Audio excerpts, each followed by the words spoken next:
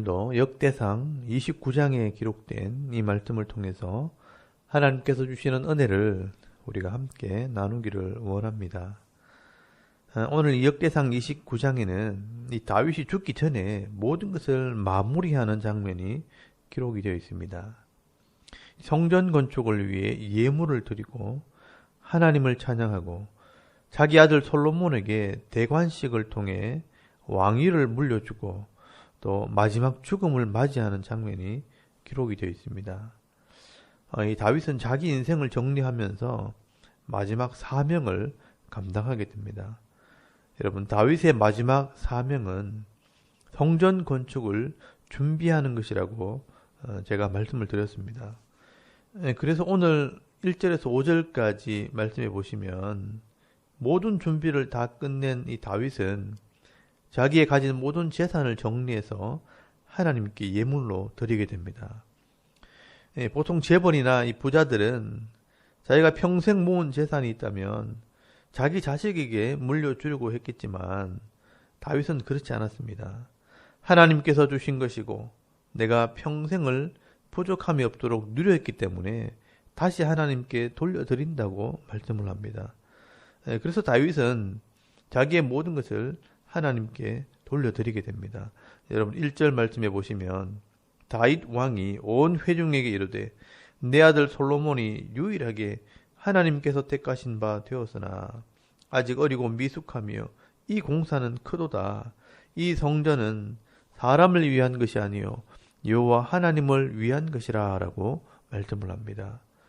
그래서 다윗은 이 성전 건축을 위한 모든 재료와 또 설계도와 성전 건축을 위한 기술자들과 모든 필요한 것들을 다 준비해 놓았습니다. 그리고 3절 말씀해 보시면 자기의 모든 것을 하나님의 성전을 위해 예물로 드리게 됩니다. 성전을 위하여 준비한 이 모든 것 외에도 내 마음이 내 하나님의 성전을 사모함으로 내가 사유한 금, 은으로 내 하나님의 성전을 위하여 드렸노니 곧 오빌의 금 3,000달란트와 순은 7,000달란트라. 모든 성전벽에 입히며 금, 은 그릇을 만들며 장인이 손으로 하는 모든 일에 쓰게 하였노니 오늘 누가 즐거이 손에 채워 여호와께 드리겠느냐 하는지라 라고 말씀을 합니다. 여러분 금 3,000달란트면 금 100톤이고요. 은 7,000달란트면 은 240톤입니다. 다윗은 평생 전쟁을 하면서 모아온 전리품들과 왕으로 40년을 사역하면서 받은 이 재산이 부족함이 없었던 사람입니다. 여러분 이 많은 재산을 다윗은 한 번도 자기 것이라고 생각한 적이 없었습니다. 하나님께서 주신 것이고 내가 이 땅에 살면서 누렸던 것이고 이제는 하나님께 돌려드리는 것이 마땅하다고 생각을 한 것입니다. 그래서 다윗은 기쁨으로 하나님께 드릴 수 있었던 것입니다. 이것이 바로 헌금의 원리입니다. 우리가 지금 가지고 있는 것들이 내가 노력해서 얻었고 또 내가 수고해서 모은 것이기 때문에 내 것이라고 생각한다면 여러분 절대로 기쁨으로 헌금할 수 없습니다. 그리고 내가 내 것의 일부를 하나님께 드렸다고 자랑하게 될 것입니다. 그러나 다윗은 이 모든 것들이 하나님께로부터 주어졌다는 것을 믿었고 하나님의 은혜라는 것을 믿었기 때문에 기쁨으로 하나님께 드릴 수 있었던 것입니다. 그래서 다윗은 10절부터 이 하나님의 은혜를 찬송하게 되는데 그 내용을 읽어보시면 이 다윗의 믿음을 우리가 알 수가 있습니다. 이 내용은 조금 이따 살펴보도록 하겠습니다. 그리고 이 다윗의 신하들과 다윗의 백성들도 다윗과 같은 믿음으로 하나님께 헌신하는 모습이 기록되어 있습니다. 다윗의 이런 진실한 마음을 백성들이 잘 알기 때문에 같은 믿음으로 헌신을 하게 되는 것입니다. 여러분 6절 말씀해 보시면 이에 모든 가문의 지도자들과 이스라엘 모든 지파의 지도자들과 천부장과 백부장과 왕의 사무관이 다 즐거이 드리되라고 말씀을 합니다. 이 백성들이 드린 예물도 엄청난 양입니다. 금 5,000달란트 170톤과 금 10,000다릭 8.4g의 금화 10,000개, 또 은 10,000달란트 340톤, 논만 8,000달란트 610톤, 그리고 철 100,000달란트 3,400톤이었다라고 말씀을 합니다. 근데 여러분 백성들도 이 많은 예물을 하나님께 드리면서 억지로 낸 사람이 아무도 없었습니다. 모두가 기쁨으로 또 믿음으로 헌금에 참여하게 됩니다. 여러분 9절 말씀에도 보시면 백성들은 자원하여 드렸으므로 기뻐하였으니 곧 그들이 성심으로 여호와께 자원하여 드렸으므로 다윗 왕도 심히 기뻐하니라 라고 말씀을 합니다. 여러분 만약에 왕이 억지로 이 예물을 바치게 했다면 이렇게 풍성한 예물이 나오지도 않았을 것이고 또 기쁨으로 드리지도 않았을 것입니다. 여러분 이것은 믿음이 없으면 불가능한 것입니다. 여러분 히브리서 11장 6절 말씀에 보시면 믿음이 없이는 하나님을 기쁘시게 하지 못하나니 하나님께 나아가는 자는 반드시 그가 계신 것과 그가 자기를 찾는 자들에게 상 주는 자심을 믿어야 할지니라 라고 말씀을 합니다. 오늘 저와 여러분도 내게 주신 이 은혜가 있다면 자원하는 마음으로 기쁨으로 헌신할 때 하나님을 기쁘시게 하는 그런 성도들이 다 되실 수 있기를 바랍니다. 그리고 이런 10절부터는 이 다윗의 찬송이 기록이 되어 있습니다. 이 다윗은 하나님께서 베푸신 은혜에 대해서 찬송을 하게 됩니다. 여러분 다윗은요, 이 다윗 시대 다윗의 백성들이 하나님의 나라를 이루고 성전을 건축하는데 선택되었다는 것 때문에 감사하고요. 또 성전을 건축하는데 쓰임받게 되었다는 것 자체를 감사하게 됩니다. 여러분 10절에서 11절까지 말씀해 보시면 만물의 머리가 되시고 만물의 주인 되시는 하나님께서 다윗과 백성들에게 복을 주셨기 때문에 이렇게 하나님께 헌신할 수 있는 사람들이 되었다고 찬송을 하게 됩니다. 여러분 14절 말씀에도 보시면 나와 내 백성이 무엇이기에 이처럼 즐거운 마음으로 드릴 힘이 있었나이까 모든 것이 주께로 말미암아 싸우니 우리가 주의 손에서 받은 것으로 주께 들었을 뿐이니다 라고 고백을 합니다. 여러분 하나님께서 이 다윗과 백성들에게 이런 헌신을 하고 예물을 드릴 수 있도록 복을 주시고 기회를 주셨다는 것입니다. 여러분 다윗은 그게 감사한 것입니다. 여러분 같은 시대 같은 땅에 살면서 자기 욕심대로 살 수도 있고요. 또 가난하게 살 수도 있었겠지만 하나님께서는 이렇게 물질의 복을 주시고 성전을 건축할 수 있도록 기회를 주셨다는 것을 생각할 때 감사한 것입니다. 여러분 아무나 이 일을 할 수 있는 게 아니라는 뜻입니다. 여러분 역사적으로 볼 때 이 아브라함 때부터 땅도 없었고 기업도 없는 그런 가난한 민족이었지만 이렇게 복을 받게 한 것이 다 하나님께서 주신 은혜고 기회라는 것입니다.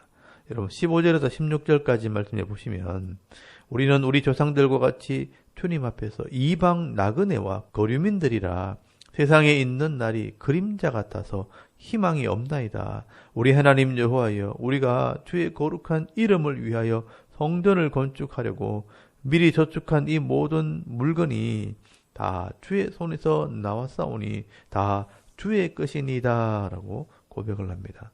여러분 아브라함 때부터 늘 가난한 나라였는데 하나님께서 다윗의 나라를 세우시고 복을 주시고 물질을 얻게 하신 것은 다 하나님께서 주신 것이기 때문에 기쁨으로 예물을 드렸고 이 백성들도 다 자원하는 마음으로 드렸기 때문에 기쁘다는 것입니다.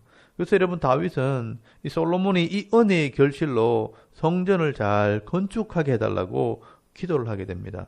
여러분 19절 말씀에 보시면 또 내 아들 솔로몬에게 정성된 마음을 주사 주의 계명과 권면과 율례를 지켜 이 모든 일을 행하게 하시고 내가 위하여 준비한 것으로 성전을 건축하게 하옵소서 하였더라 라고 말씀을 합니다. 여러분 다윗은 이 모든 것이 하나님의 은혜라고 노래를 하고 있습니다. 이 다윗이 왕이 된 것도 이 다윗의 나라가 번창한 것도 물질의 복을 받은 것도 하나님의 은혜요. 성전을 건축하게 된 것도 또 성전을 위해 물질을 드릴 수 있는 것도 다 하나님의 은혜라는 것입니다.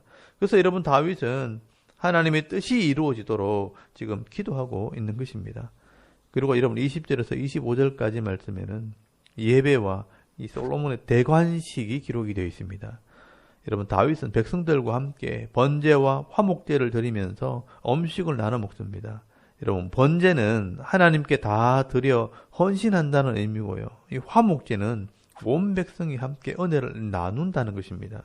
그래서 여러분 22절 말씀에 보시면 이 날에 무리가 크게 기뻐하여 여호와 앞에서 먹으며 마셨더라라고 말씀을 합니다.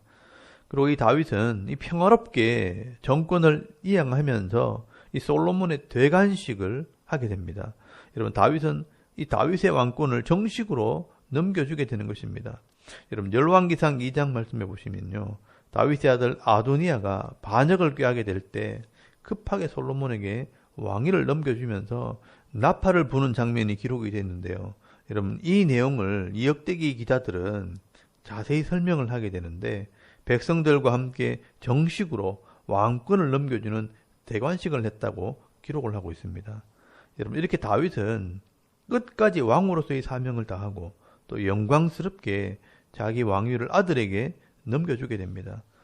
그래서 이역대기 기자는 다윗의 평가를 역사에 기록을 하는데 다윗은 존귀한 자라고 평가를 하게 됩니다. 여러분 26절에서 28절까지 이 다윗에 대한 역사의 평가입니다.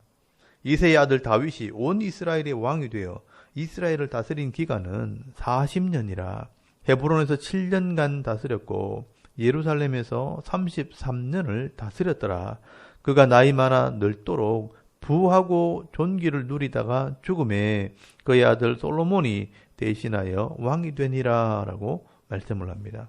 여러분 이 다윗의 마지막 모습은 나이 많아 늙도록 부하고 존귀를 누린 자였다라고 말씀을 합니다. 여러분 이스라엘의 왕들 중에 이 북쪽 이스라엘의 왕들은요 부하들에 의해서 반역을 당해 죽은 왕들이 대부분입니다. 그리고 이 남쪽 유다 왕들도 다리에 병이 들어 죽거나 또 배에서 창자가 흘러나와 죽은 왕도 있고요. 문둥병이 걸려 죽은 왕도 있고 또 전쟁터에서 죽임을 당한 왕도 있고 또 부하들에게 처형을 당한 왕들도 있습니다. 그러나 이 다윗은 하나님께서 인정하신 왕입니다. 그래서 이 땅에서 부귀를 누리고 사람들에게 존귀한 자로 역임을 받다가 평화롭게 왕권을 아들에게 넘겨주었다라고 말씀을 하는 것입니다. 그리고 그의 역사는요, 사무엘의 글에 또 선지자 나단의 글에 선지자 가세의 글에 기록되어서 오늘까지 이 기록들이 남게 된 것이라 역사가 증명을 하고 있다는 것입니다. 그래서 여러분 30절 말씀 끝에 보시면 또 그가 왕된 일과 그의 권세와 그와 이스라엘과 온 세상의 모든 나라의 지난 날의 역사가 다 기록되어 있느니라 라고 말씀을 합니다. 여러분 이 다윗의 삶은 역사가 기억을 하고 있는 삶이라고 말씀을 합니다. 여러분 오늘 이 다윗의 마지막 모습을 보면서 기쁨으로 헌신하고 백성들의 본이 되고 또 평화롭게 왕권을 넘겨줄 뿐 아니라 부하고 존귀한 자로 인정받는 이 모습들을 보면서 저와 여러분도 이 남은 생애 동안 이런 삶을 사는 은혜가 있기를 바랍니다. 우리가 다윗처럼 많은 것을 누리지는 못할지라도 가족들과 또 이웃 사람들에게 믿음의 본이 되시고 또 내게 주신 것을 기쁨으로 헌신하고 존귀한 자로 남은 생애를 살아가는 저와 여러분의 이런 영적인 삶의 모습이 되실 수 있기를 주의 이름으로 축원합니다.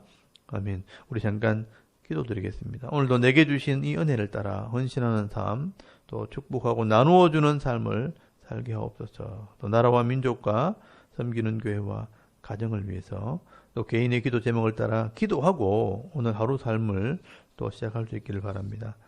다 같이 우리 하나님께 한번 기도드리겠습니다. 살아계신 하나님 은혜를 감사합니다. 오늘도